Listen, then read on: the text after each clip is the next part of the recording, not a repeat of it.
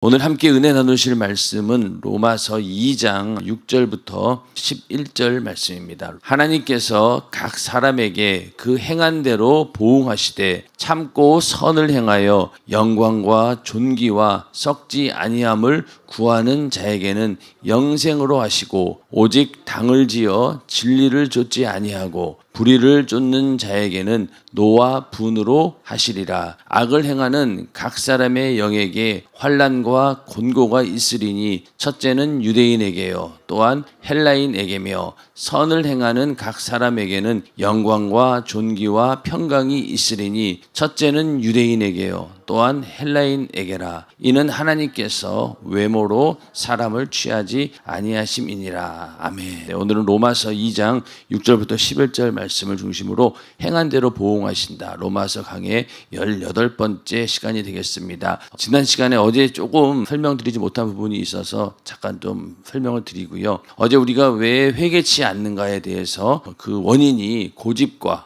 그 마음속에 회개하려고 하지 않는 그런 마음이 있었기 때문에 회개하지 않는다. 결국 그것이 하나님의 진노를 쌓게 되는데 회개치 않는 마음. 그래서 하나님께서는 계속 이러한 그 회개치 않는 마음, 고집스러운 마음을 무너뜨리기 위해서 우리에게 하나님 말씀을 통해서 또 전도와 또 여러 가지 수많은 별의별 방법을 다 동원해서라도 우리를 설득하게 만들고 그것이 무너뜨리게 하기 위해서 계속 노력하시는 분이 바로 하나님이십니다. 그런데도 불구하고 인간은 점점 그 고집으로 인해서 완악하게 되고 또 강팍해지는 것이죠. 하나님께서 그 인자하심과 용납하심 또 길이 참으심 이런 하나님의 은혜와 속성들을 마치 태양빛처럼 인간의 마음에 계속 내리비치고 있는데 태양이 이렇게 얼음이라든가 버터라든가 이런 것들은 금방 녹입니다. 근데 반대로 태양빛이 강해지면 강해질수록 굳어지는 것도 있죠. 진흙 같은 거는 햇빛이 찌면 찔수록 더 굳어지게 됩니다.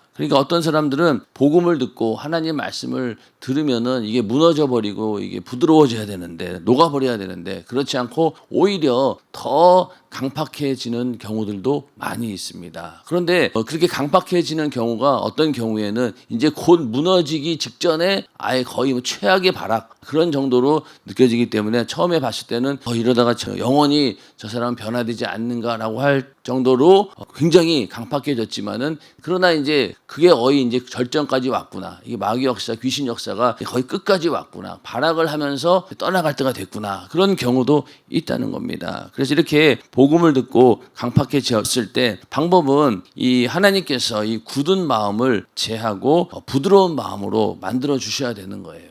이게 한 번에 되는 건 아니고 그 계속 하나님 말씀 또 기도 또 옆에 있는 사람들의 그 섬김의 수고 계속 그런 노력을 통해서 점점 이 굳은 마음이 제해지고 부드러운 마음이 되는데 히브리서 3장 13절에도 오직 오늘이라 일컫는 동안에 매일 피차 권면하여 너희 중에 누구든지 죄의 유혹으로 강팍해 됨을 면하라. 죄의 유혹은 끊임없이 우리를 하나님 앞에서 강팍하게 만든다는 거예요. 고집스럽게 만들고 회개치 못하게 만든다는 겁니다. 죄를 짓게 되면은 그 죄를 어떻게든 변호하려고 하고 합리화시키려고 하기 때문에 나를 계속 보호한다. 그 자체가 바로 우리를 강팍해 만드는 것이죠. 죄에 대해서 이렇게 완악한 마음에 대해서 하나님께서 에레미야서 23장 29절에는 나 여호와가 말하노라 내 말이 불같지 아니하냐 반석을 쳐서 부스러뜨리는 방망이 같지 아니하냐. 하나님 말씀이 우리 안에 있는 이 강팍한 마음과 이 고집스럽고 완악한 마음을 완전히 방망이처럼 두들겨 가지고 깨부셔야 된다는 거예요. 그래야지 이게 깨진다는 겁니다. 그 정도로 우리 인간의 이 완악한 마음은 한번 이게 굳어지면은요 깨트리기가 정말 어려운 거예요. 우리가 나쁜 습관들 이거 고치기가 얼마나 어렵습니까? 그러니까 하나님 입장에서도 방망이처럼 깨트리지 않고는 안 된다는 거예요. 그리고 또 에스겔서 11장 19절에서 20절에 보면은 내가 그들에게 일치한 마음을 주고 그 속에 내 신을 주며 성령을 우리에게 보내주시겠다라고 하는 그런 약속이죠. 그 몸에서 굳은 마음을 제하고 부드러운 마음을 주어서 결국 이건 뭐예요? 성령이 임하시면은 우리 안에 완악한 굳은 마음들이 부드러운 마음으로 바뀐다는 거예요. 그러면 어떻게 되느냐? 내 율례를 쫓으며 내 규례를 지켜 행하게 하리니 그들은 내 백성이 되고 나는 그들의 하나님이 되리라. 자, 지금까지는 그 완악하고 굳어있는 그런 마음이었는데 성령이 임하고 그 안에서 성령께서 그를 압도하고 지배하다 보면은 굳은 마음이 없어지고 부드러운 마음으로 바뀐다는 거예요. 이 부드러운 마음이 뭡니까? 하나님께 순종하고 또 하나님께 복종하고 싶은 마음이 자발적으로 생긴다는 거죠. 성령이 충만하는 것 외에는 우리 안에 있는 강팍함, 또 고집스러움, 또 도저히 해볼 수 없는 그런 것들은 오직 성령의 능력으로만 가능하다는 겁니다. 그러면 이때부터 하나님 말씀을 지키고 하나님 말씀대로 사는 것이 즐겁고 기쁘고 또 내 안에서 자원하는 마음으로 하나님 말씀대로 살 수 있다는 거예요. 이게 우리 인간의 힘으로는 안 된다는 겁니다. 요한복음 3장 8절에 바람이 임의로 불매 내가 그 소리를 들어도 어디서 오며 어디로 가는지 알지 못하나니 성령으로 난 사람은 다 이러하니라. 그러니까 성령으로 난 사람은 성령께서 움직이고 성령께서 감동하고 감화하는 일에 내가 이렇게 갈대처럼 막 흔들리는 거예요. 계속. 그게 더 좋은 거죠. 성령께서 감동하실 때 거기에 뻣뻣하게 내가 감동을 거부하고 또 성령이 하자는 대로 움직이지 않는 사람이 있고 성령께서 하자는 대로 그냥 바람이 불면은 그냥 갈 데가 어떻습니까? 마구 막 흔들리잖아요. 어떤 그 제한도 없고 거부감도 없어요. 그냥 무조건 순종하게 되고 순종하다 보면 어떻습니까? 이런 모습이 나타나는 거예요. 성령으로 난 사람은 그렇다는 겁니다. 신앙의 한계를 두고 나는 여기까지야 딱 정해놓은 사람들이 있어요. 이게 바로 완악한 마음이고 고집입니다. 그리고 자기 고집이 있다 보니까 자존심만 건드리면 그냥 무너져 버리는 그런 사람들도 있죠. 그리고 자기도 그렇지만 가족에 대해서 건드리거나 조금만 누가 상처를 줘도 그 가정 전체가 그냥 다 교회를 떠나는 그런 경우도 있죠. 가족들 중에 누가 한 명이 교회에서 무슨 일을 당했다. 그러면 안 되겠다. 우리 다 철수 이러고 그냥 온 가족이 그냥 다 가는 경우도 얼마나 많습니까? 그러니 이 조그만 개척교회 이런 데서 한 가정이 우르르 빠져나가 보세요. 그러면 엄청나게 타격을 받습니다. 그래서 그런 고집이나 이런 것들을 다 버려야 된다는 거예요. 굳은 마음을 완전히 제해버리고 부드러운 마음을 하나님께서 주실 수 있도록 나를 만들어 놓을 때 그 사람은 어디 가셨는지 쓰임 받을 수 있다는 거죠. 근데 이렇게 성령으로 난 사람이 아니고 조금만 건드려도 부러져 버리고 조금만 건드려도 상처가 나고 조금만 건드려도 그냥 도저히 해볼 수 없는 그런 사람은요 절대로 주님께서 쓰실 수가 없다는 거예요. 우리가 주님께 쓰임받기 위해서는 이렇게 내 속에 있는 굳은 마음을 막 방망이처럼 두들겨서라도 다 무너뜨려야 되고 그리고 성령을 우리에게 충만케 하셔서 굳은 마음을 제하고 부드러운 마음을 주셔야 된다는 겁니다. 그래야지 깨진다는 거예요. 그리고 우리가 회개하지 않으면 결국은요 이 진노만 쌓일 뿐입니다. 하나님은 인자하심을 계속 쌓아놔요. 구원의 기회를 주시는 거죠. 여러 가지 방법을 통해서. 그런데 이것을 그냥 마냥 하나님께서 우리에게 인자하심을 베푸는구나 좋아할 일이 아닌 거죠. 결국은 인자하심이 쌓이면서 동시에 또 뭐가 쌓입니까? 진노도 그와 비례해서 쌓이는 거예요. 하나님께서 참고 기다리신다는 거예요. 그런데 그것이 마냥 계속 되어지지 않는다는 거죠. 내 육신이 마감되면 일단은 그런 기회는 끝납니다. 하나님의 인자하심이 이제는 쌓일 수가 없죠. 죽으면은. 그 전에 빨리 회개하고 돌이켜야 된다는 겁니다. 안 그러면은 나중에 인자함이 쌓인 만큼 그 이상으로 우리는 진노의 심판을 받아야 된다는 것이죠. 우리가 빨리 회개해야 된다. 그 진노의 날이라고 하는 것은 바로 하나님의 판단이 나타나는 날이고 생명책에 기록된 자기 행위대로 심판받는 날이라는 거죠. 우리가 죽은 다음에 하나님 앞에 갔을 때 뭐가 있냐면은 생명책이 있다는 거예요. 자기 행위를 따라 그 책들에 기록된 대로 심판을 받는다는 겁니다. 이게 얼마나 무서운 일인가요? 다 기록이 되어 있다는 거예요. 자기 행위를 따라 책들에 기록된 대로 심판을 받는데 이 하나님의 인자하심과 비례해서 진노가 큰 만큼 여기서 우리가 받는 심판도 크다라고 하는 사실을 우리가 분명히 알아야 됩니다. 그리고 하나님께서 회개하라고 했을 때는요 반드시 그런 믿을 만한 증거를 주셨기 때문에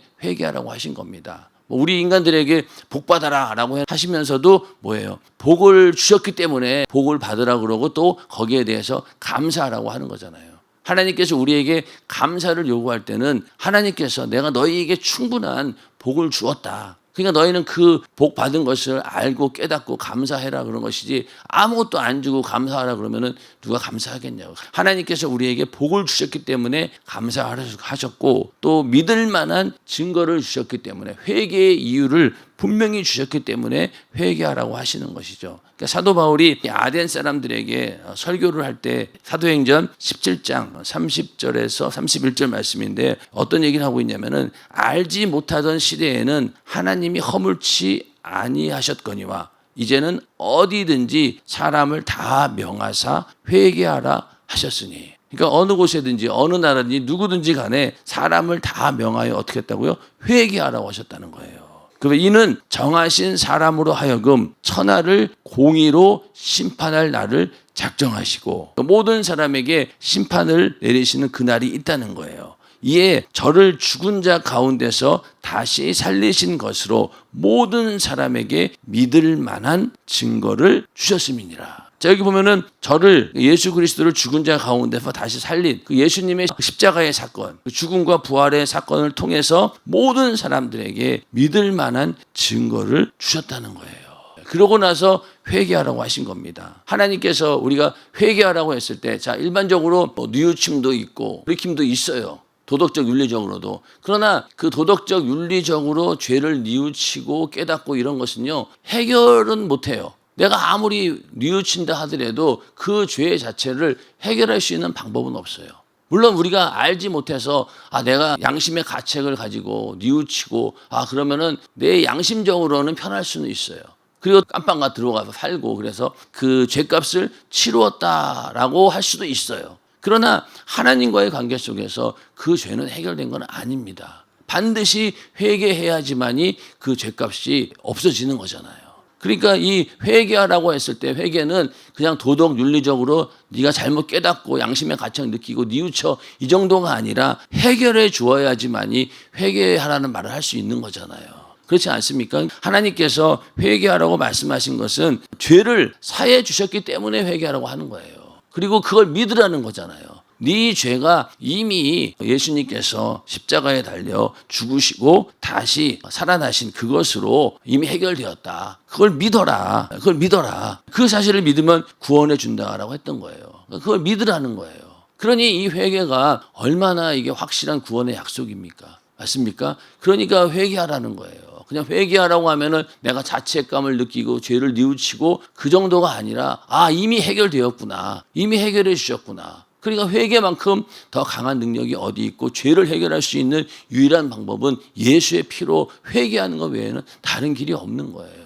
그런데 세상 사람들은 회개 그러면은 내가 양심의 가책을 가지고 뉘우치는 것 정도, 그건 나도 하지. 우리가 하는 회개는 그거하고는 완전 수준이 다르다는 겁니다. 그렇기 때문에 이제 우리가 구원받지 못하는 이유는 믿지 않으려고 하는 이 고집스러운 마음, 이것 때문에 다 지옥에 가서 자기 죄값을 치르는 거예요. 지옥에 가서 죄값을 치르는데, 예수의 피의 공로 의지하고 회개한 사람들은 자기 죄 그게 다 싹 다 사함을 받았잖아요. 그러니까 그 죄에서 자유합니다. 그런데 그거 믿지 않고 인정하지 않고 끝까지 고집 피우고 예수 안 믿은 사람들은 어떻습니까? 자기 죄값을 그대로 지옥에서 다 받는 거예요.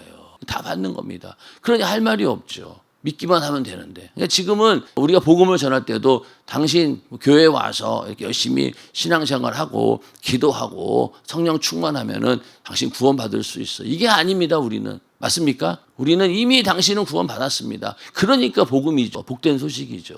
이미 구원받았다니까. 그러면 진짜 그래요. 그래, 믿기만 하면 된다. 믿으시라. 그걸 믿었어요. 믿고 나니까 어떻습니까? 감사할 수밖에 없죠. 영원한 지옥에서 내가 나온 걸 알았는데 그때부터 행동으로 움직일 수밖에 없어요. 감사를 표현할 수밖에 없는 게 인간의 심성입니다. 신앙생활 하는 이유가 뭐예요? 감사하는 마음으로 하나님께 내가 받은 은혜가 있으니 그 은혜를 어떻게든 보답해야 된다는 그런 마음을 가지고 신앙생활을 하는 겁니다. 그러니까 우리의 모든 것들은 이 믿음으로 시작되는 거예요. 그러니까 믿음으로 구원도 받지만은 그 이후에 모든 행위도 사실 믿음에서 나오는 거지 딴 데서 나오는 게 아니에요.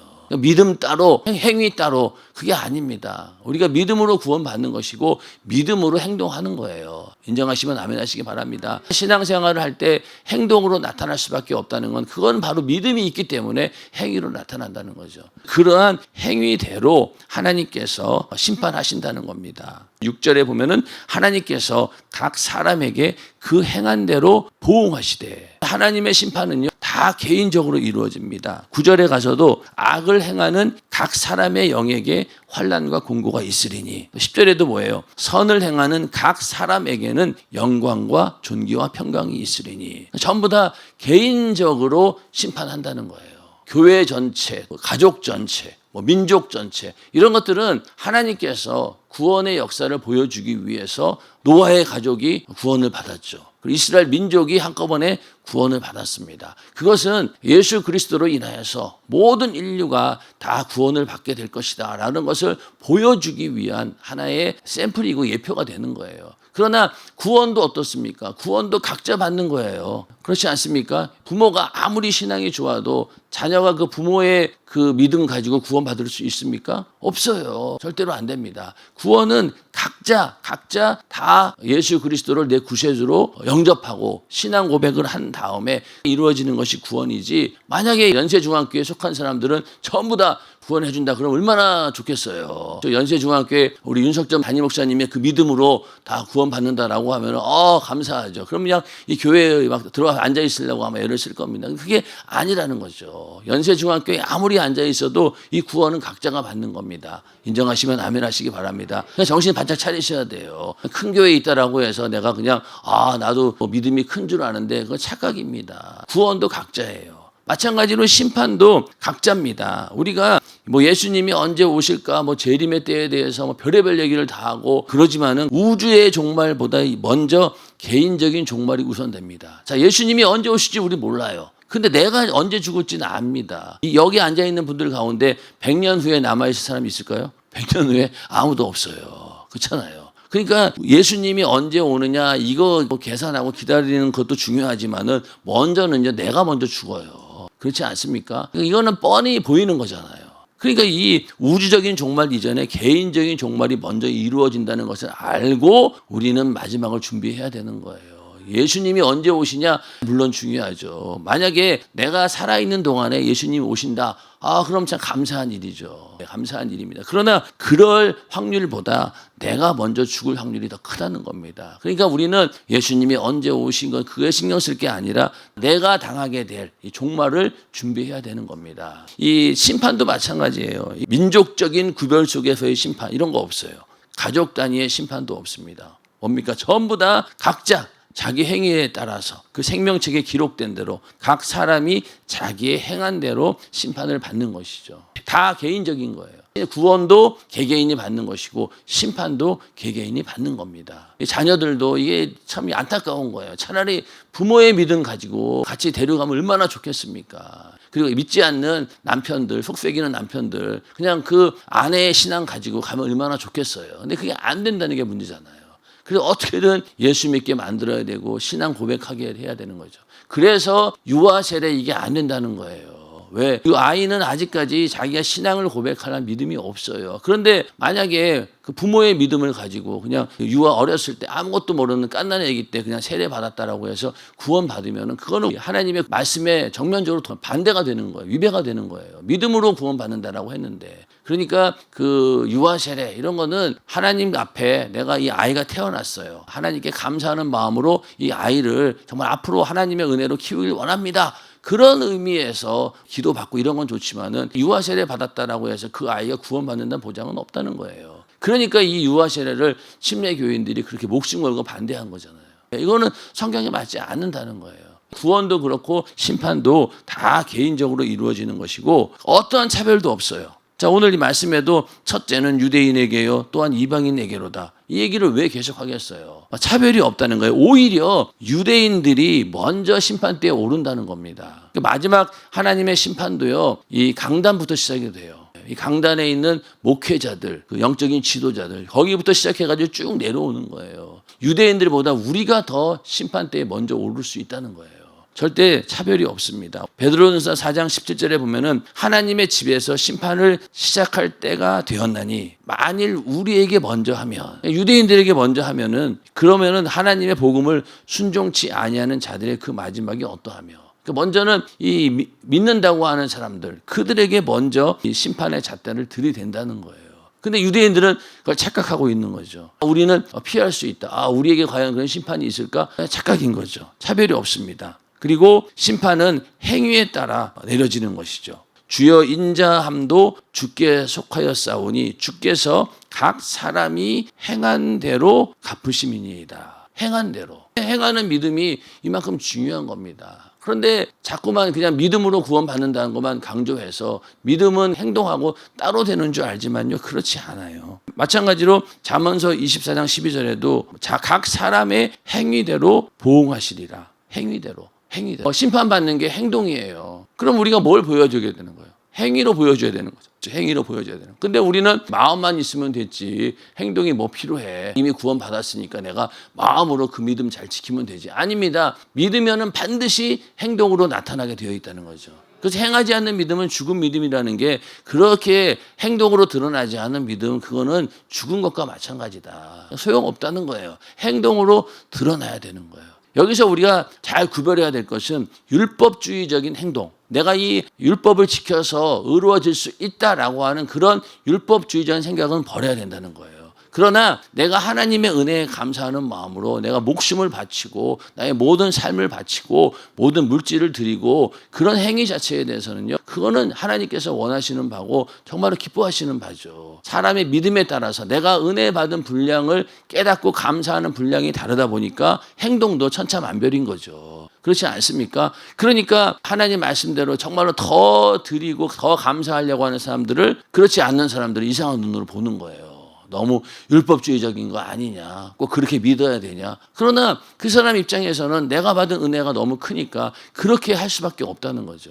정말 하나님께 더 드리고 싶고 더 감사하고 싶고 우리의 모든 삶을 다 정말 드리고 싶은 그런 마음이 있다라고 하는 것이 얼마나 복된 일입니까? 그런 믿음이 우리 안에 있기를 주님의 이름으로 축원합니다. 그래서 모든 행위대로 보응하신다라고 했고, 그 행위에 따라서 의인과 의롭지 못한 사람을 구분한다 이렇게 말씀하고 있는데, 먼저는 7절에 참고 선을 행하여 영광과 존귀와 썩지 아니함을 구하는 자에게는 영생으로 하시고, 의인은 어떤 자들이냐? 참고 선을 행한다는 거예요. 그리고 영광과 존귀와 썩지 아니함을 구하는 자, 그들에게 뭐가 있다고요? 영생이 있다는 거예요. 자, 여기 참고 선을 행하고 있습니까? 그리고 영광과 존귀와 썩지 아니함을 구하고 있습니까? 여기 해당된다면 우리에게는 영생이 있다는 거예요.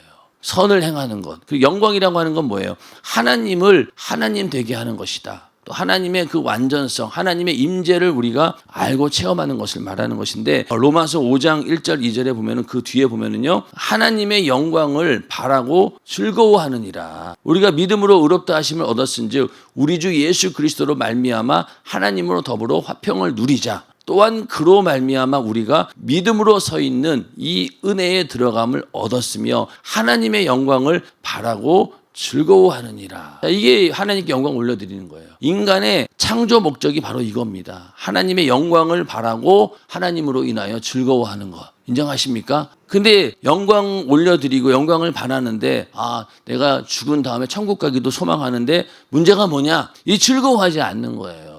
신앙생활 억지로 하고 겨우 그냥 끌려와가지고 내가 이제 집사니까 그래도 공제배는 드려야지 뭐 이러면서 억지로 신앙하는 그 삶 가운데 하나님께 영광 올려드린다라고 하지만 뭐가 없는 거예요. 영광을 바라긴 바랐지만은 즐거워하는 게 없다는 거예요. 하나님도 우리로 인해서 즐거워하셔야 되고 우리도 하나님으로 인하여서 즐거워해야 된다는 거예요.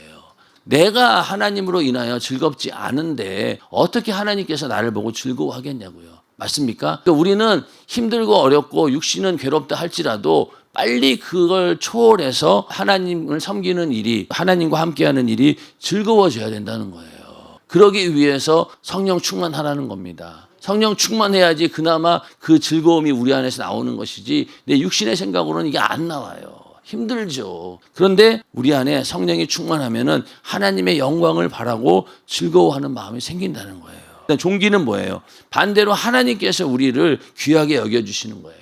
영예라고도 하죠. 우리를 구별시키는 것. 그래서 요한복음 5장 44절에 너희가 서로 영광을 취하고 유일하신 하나님께로부터 오는 영광은 구하지 아니하니 어찌 나를 믿을 수 있느냐. 그러니까 이 세상에서의 명예나 영광을 얻기 위해서는 막 노력한다는 거예요. 근데 하나님께로부터 오는 영광을 구하지 않는다는 겁니다. 하나님께로부터 오는 영광. 이게 바로 존귀예요. 우리가 하나님께 영광을 올려드리고 하나님을 경외하고 하나님을 귀하게 여기면은 하나님께서도 우리를 귀하게 여겨주신다는 거예요. 또 우리를 명예롭게 하신다는 겁니다. 그게 바로 존귀인 거죠. 그래서 영광과 존귀 이게 있어야 되고 그 다음에 뭡니까? 썩지 않는 거. 이건 죽지 않는 거예요. 어떠한 유의 부패도 없는 건데 고린도전서 15장 52절 53절에 부활에 관한 말씀을 하면서 나팔 소리가 나매 죽은 자들이 썩지 아니할 것으로 다시 살고 우리도 변화하리라. 이 썩을 것이 불갑을 썩지 아니할 것을 입겠고 이 죽을 것이 죽지 아니함을 입으리로다. 자, 썩지 않는다는 거는 우리가 신령한 몸으로 부활한다는 겁니다. 우리 육신은 흙으로 돌아가면 썩어버리는 거예요. 우리 안에 그 부활의 소망이 있으면 어떻습니까? 부활할 때 우리의 영혼, 몸이 전부 다 신령한 것으로 부활이 돼서 영혼이 썩지 아니할 것으로 다시 산다는 거예요. 그렇게 변화된다는 거예요. 그래서 썩지 아니함, 그 부활의 소망을 가진 자가 영생을 얻게 된다. 그리고 참고 선을 행한다. 여기서 말하는 선이라고 하는 것은 이 땅에서 착한 일을 하는 그 정도가 아니라 하나님 말씀대로 사는 걸 말합니다. 이 선을 행하는데 말씀대로 살아갈 때는요 여러 가지 환난과 어려움과 시험이 있다는 거예요. 그러니까 인내가 필요하다는 거죠. 참고 선을 행하며 하나님 말씀대로 사는 일에 반드시 시련이 오고 또 마귀 역사의 방해가 있고 그렇기 때문에 참아야 된다는 거예요. 참아야지 하나님 말씀대로 살 수 있다. 우리가 시작할 때 확실한 것을 끝까지 견고히 잡으면 여기 바로 인내가 필요한 거죠. 그리고 항상 기도하고 낭망하지 말아라. 여기도 마찬가지로 인내를 요구하고 있는 거죠. 그리고 피곤하지 아니하면 때가 이름에 거두리라. 육신은 피곤할지 모르지만은 참아라. 그럼 반드시 때가 되면은 이루게 될 것이다. 이 참고 선을 행하는 이런 자들이 의인이라는 거예요. 그러니까 의인은 예를 들어서 결코 넘어지지도 않고 완벽하게 죄를 짓지 않는 그런 게 아니죠. 그럴 수가 없어요. 우리 인간은. 여기서 결코 넘어지지 않거나 죄가 없다는 게 아니라 연약하고 넘어질 때도 있고 낭망할 때도 있고 좌절할 때도 있다는 겁니다. 그거를 이겨내라는 거잖아요. 그래야지 참고 선을 행하라는 것이죠. 선을 행한다라고 하는 것은 바로 최선을 다해서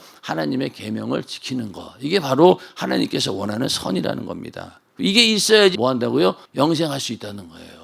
그래서 여러분들에게 이러한 믿음이 다 있기를 주님의 이름으로 축원합니다. 그래서 우리가 영생에 들어가는 거, 믿음으로 들어가는데 그 믿음이 다 어떤 행동으로 드러나야 된다. 그 가운데는 이렇게 참고 선을 행해야지만이 그리고 영광을 구하고 썩지 아니할 것을 구하고 하나님으로 받는 그 구별됨, 존귀함 이런 것들을 가지고 있어야지 우리가 영생에 들어갈 수 있다라고 말씀하고 있습니다. 이 말씀대로 여러분들에게 이 모든 믿음의 요소가 다 있기를 주님의 이름으로 축원합니다.